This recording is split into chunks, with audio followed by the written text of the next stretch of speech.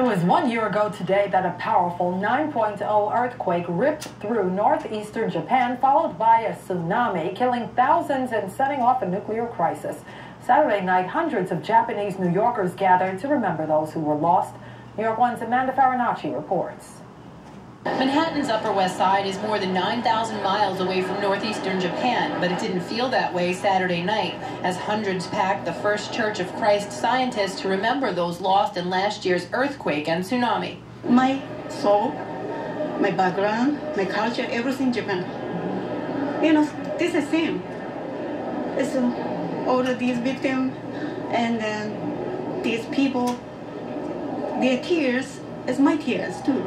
The memorial service, organized by the Fellowship for Japan, a coalition of Japanese relief organizations, drew many who were personally affected by the tragedy. My aunt lives in Sendai, one of the cities who got affected by tsunami. And since she's a chef, cooking teacher, she decided to go to shelters and cook food for people who suffered. Others came to pay respects to the dead and to mourn the loss back in their home country. Some we spoke with were miles away in Tokyo at the time of the quake and say they felt aftershocks they won't forget. Others watched the devastation on television and were moved to act and began fundraising, selling goods like these to help aid the relief effort. It's very nice. We have to do that. The Consul General of Japan in New York addressed the crowd to give those gathered an update on the progress in Japan.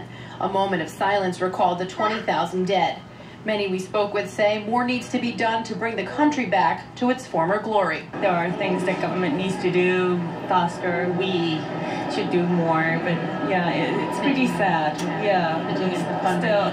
Still, so many people now finding their houses and all that stuff. These note cards were handed out to those who attended the memorial, and they were encouraged to write messages to those in the affected areas in Japan. They'll be sent there so that those who are struggling to rebuild will know they haven't been forgotten. On the Upper West Side, Amanda Farinacci, New York 1. And just a reminder, New York 1's Dean Meminger has been traveling throughout northern Japan, checking on the conditions there. His special series, Japan Disaster 1 Year Later, starts later today.